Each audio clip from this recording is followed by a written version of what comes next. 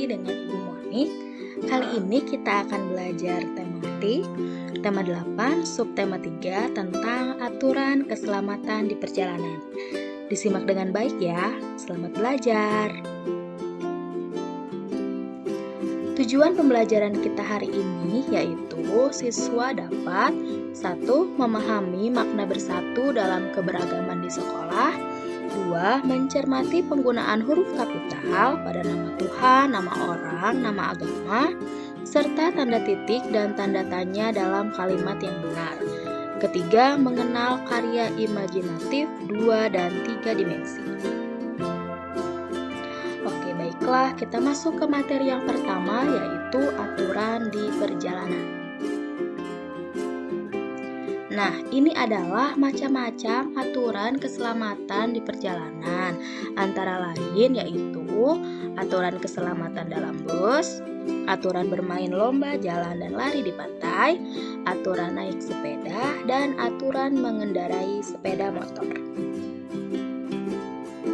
Nah, sekarang kita masuk ke penggunaan tanda titik pada akhir singkatan nama orang. Silahkan diperhatikan denah rumah berikut ini.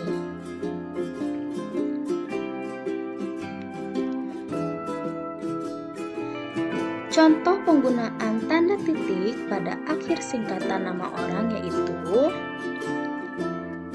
nah di sini ada denah rumah Edo. Rumah Edo ini terletak di Jalan Muhammad Hatta. Ini belum disingkat ya, Jalan Muhammad Hatta. Kemudian kita akan singkat dengan menggunakan tanda titik.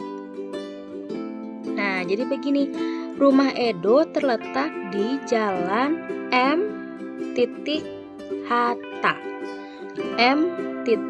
Hatta. Lanjut lagi. Sekarang kita akan membuat pertanyaan sesuai dengan gambar. Mari kita membuat pertanyaan sesuai dengan gambar dengan menggunakan kata tanya. Apa? Siapa? Mengapa? Di mana? Kapan? Bagaimana? Nah, sekarang anak-anak coba perhatikan gambar berikut ini. Sudah, di gambar ini ada anak yang sedang menyeberang di zebra cross. Mari kita buat pertanyaan dari gambar ini. Nah, dengan menggunakan kata tanya apa? Pertanyaannya, apa saja aturan yang harus kita patuhi ketika berjalan di jalan raya? Sekarang kata tanya siapa? Siapa orang yang bertanggung jawab mengatur lalu lintas? Kemudian ada kata tanya mengapa? Mengapa kita harus patuh pada aturan lalu lintas? Di mana kita harus berjalan ketika hendak menyeberangi jalan raya? Kapan kita harus mematuhi aturan lalu lintas? Bagaimana pendapatmu jika ada orang yang melanggar lalu lintas? Nah, ini adalah contoh kalimat tanya yang sesuai dengan gambar. Oke, kita masuk ke materi yang kedua yaitu persatuan dalam keberagaman. Sikap hidup rukun merupakan wujud persatuan dalam keberagaman. Contoh sikap hidup rukun yaitu kerja bakti. Nah, kegiatan kerja bakti juga menunjukkan sikap persatuan di dalam keberagaman.